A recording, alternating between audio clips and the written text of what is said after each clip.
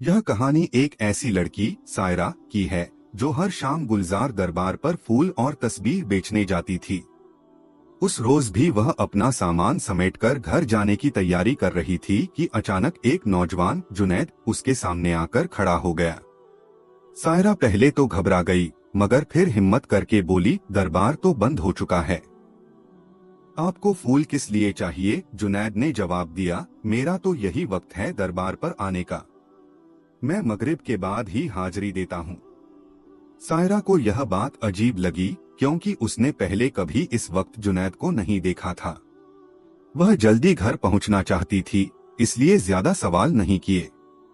जुनैद ने फूलों की कीमत देने की कोशिश की, मगर सायरा ने पैसे लेने से इनकार कर दिया और तेजी से वहां से निकल पड़ी।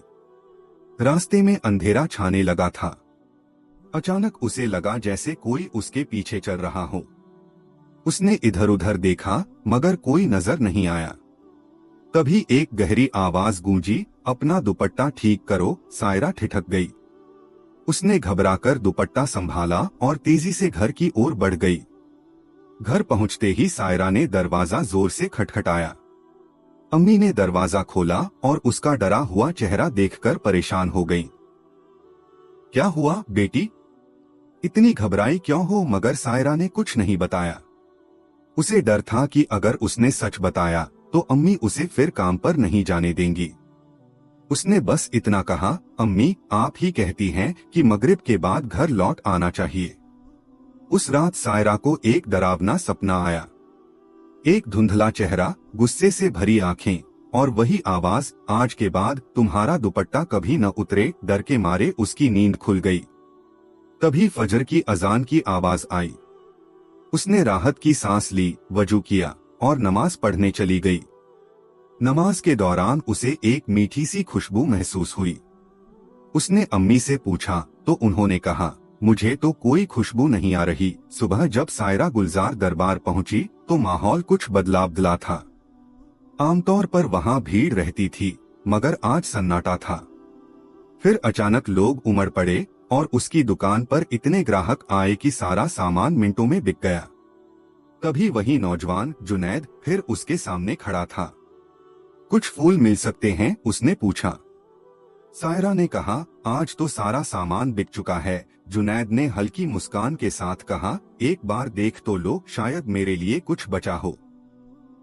सायरा ने अचरज से खाली जगह की ओर देखा, जहां उसका सामान खत्म हो चुका था। मगर जब उसने दोबारा देखा तो सारा सामान ज्यों का त्यों रखा था। उसके रोंगटे खड़े हो गए। जुनैद ने मुस्कुराते हुए कहा, अब तो फूल दे देंगी न? सायरा ने चुपचाप फूल दिए।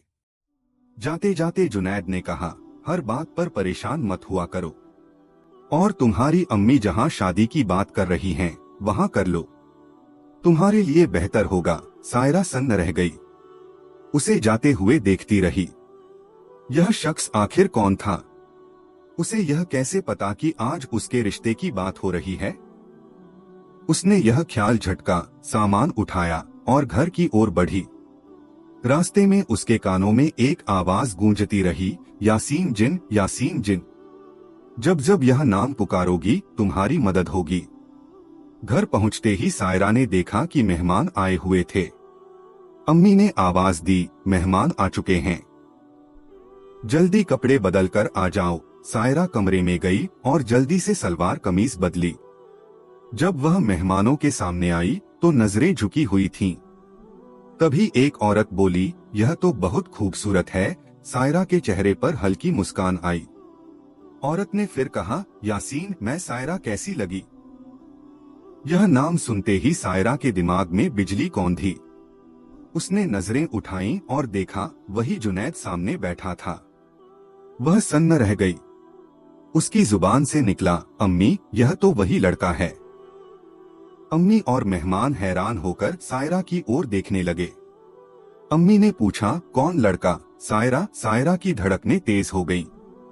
वह बोली, यह वही है जो दरबार पर आता था। जुनैद ने हल्के से मुस्कुराते हुए कहा, सायरा, अब तो तुम मुझे पहचान ही गई हो। सायरा का खून जम गया। उसने कांपते हुए पूछा, तुम कौन हो? जुनैद ने उसकी आंखों में देखा और बोला, मैं वह हूँ जो तुम्हारी हर पुकार पर तुम्हारे साथ होगा। जैसा मैंने कहा था, यासीन जिन पुकारोगी तो मदद मिलेगी। सायरा की सांसें तेज हो गईं। वह सोचने लगी, क्या यह इंसान है भी अम्मी और मेहमान समझ नहीं पाए। जुनैद की माँ बोली, बेटी तुम किसी और की बात तो नहीं कर रही? सायरा ने झट से मना किया।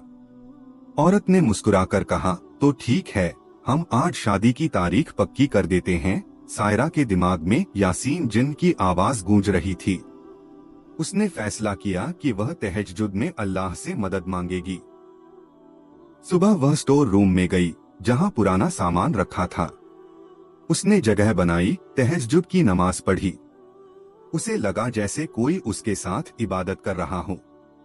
नमाज के बाद दुआ में सायरा ने लंबी दुआ मांगी। तभी एक सरगोशी सुनाई दी, अपनी दुआ लंबी करो, जो चाहोगी मिलेगा। उसे सुकून मिला। उसने दुआ में मांगा, अगर यासीन मेरे हक में है तो मिल जाए। दुआ खत्म होते ही वह पीछे मुड़ी। जुनैद ठीक पीछे खड़ा था। सायरा की चीख निकल गई। जुनैद बोला, मैं अंधेरे में आता हूँ, तुम इतनी हैरान क्यों हो? तुम्हें मेरे पास आना है।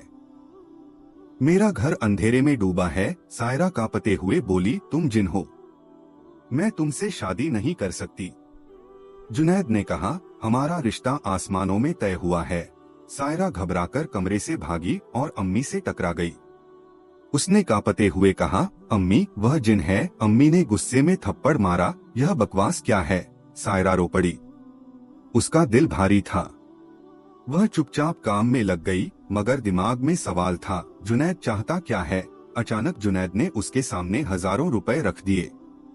सायरा ने गुस्से में उसका गिरेबान पकड़ा, तुम कौन हो? चले जाओ। जुनैद ने मुस्कुराते हुए कहा, तुम्हारी अम्मी मुझसे ही शादी करवाना चाहती हैं। सायरा ने तय किया कि वह अल्लाह से मदद मांगेगी। वह घर की ओर चल पड़ी, मगर रास्ते में एक सुंदर बाग दिखा। वह बाग में गई। फूल इतने खूबसूरत थे जैसे जन्नत से आए हों। वहां एक बुजुर्ग आए, जिनका चेहरा नूरानी था। उन्होंने कहा, बेटी तुम कौन हो? परिस्तान की शहजादी लगती हो। सायरा मुस्कुराई। बुजुर्ग बोले, मैं शाह जिन हूँ।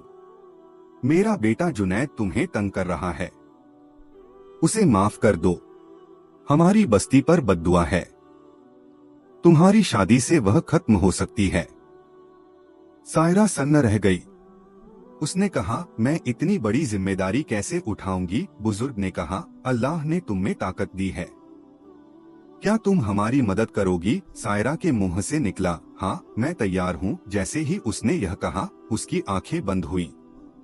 जब खुली तो बाग गायब था। वह कचरे के ढेर पर बैठी थी। एक औरत बोली, लड़की कचरे में क्यों बैठी हो? सायरा घबराकर घर भागी और वॉशरूम में चली गई। सायरा रोते हुए अम्मी को सारी बात बताई। अम्मी बोली, यह क्या हो रहा है? सायरा ने कहा, हमें मौलवी साहब के पास जाना चाहिए। अगली सुबह वे मस्जिद के मौलवी साहब के पास गईं। सायरा ने सब बताया। मौलवी साहब ने कहा, जुमेरात की रात मेरे पास आओ। सायरा ने कुछ दिन काम छोड़ दिया। जुमेरात को मौलवी साहब ने सूरह जिन का वजीफा बताया, जो 7 दिन तहज्जुद में करना था। सायरा ने 7 दिन वजीफा किया। आखिरी दिन उसे सुकून मिला, जैसे कोई बोझ उतर गया।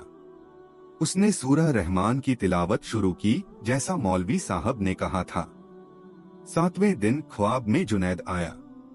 उसने कहा, अच्छा होता अगर तुम मेरी दुनिया में आती, मगर मैं तुम्हें छोड़ रहा हूँ। तुम्हारी इबादत ने मुझे मोहब्बत सिखाई। स्टोर रूम में एक माला है, उसे पहनो तो मैं आऊंगा। सायरा ने अम्मी और मौलवी साहब को बताया। मौलवी साहब बोले, वह नेक जिन था, हर जुमेरात सूरह जिन पढ़ो। सायरा समझ चुकी थी कि यह कोई बुरा ख्वाब नहीं, बल्कि एक सच्चाई थी।